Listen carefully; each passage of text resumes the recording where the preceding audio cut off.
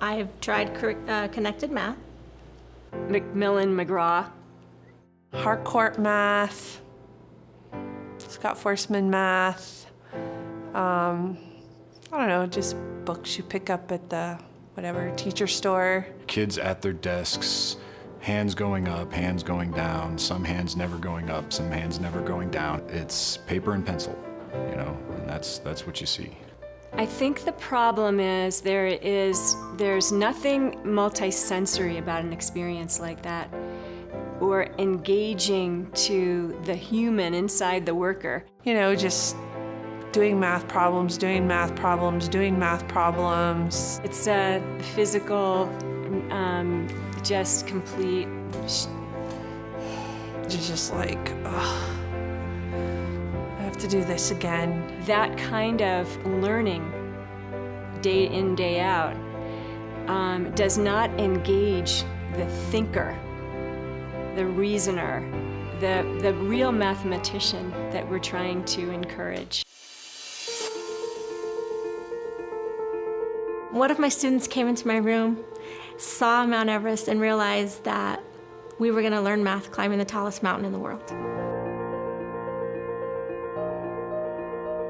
I play the role of Dr. Gutierrez, Will you survive ancient Mexico? who builds a time machine. There's a story that actually caught my heart. I also knew that a child would latch on to the idea of rescuing something beautiful in Mother Nature. Around an offshore oil rig, a mama whale has been spotted. There's a few different math items that come together for an individual to make a really important decision whether to save the whale or not. In this case, it's 55-degree water, and she's been swimming for 3.5 hours. Good job, survivors, you made it. Instantly, I think, you know, the initial problem to that story project just immediately breaks down a lot of those walls that people have built up around the idea of math. The first problem is figuring out how to build a base retaining wall that will then become the Pyramid of the Sun at Teotihuacan. If you succeed, then we will celebrate you and call you a hero.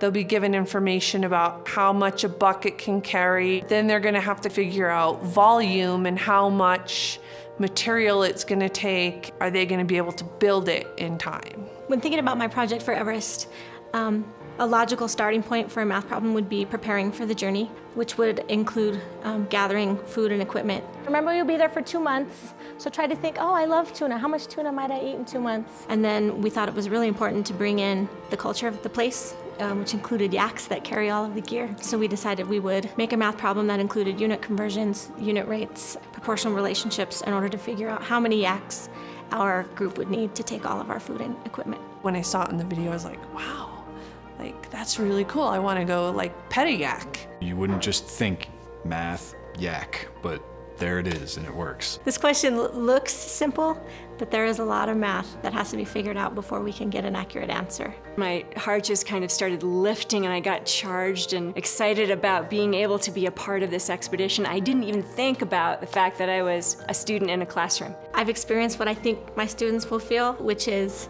what in the world are we gonna do and see today? And knowing that that's all about math is gonna be really powerful.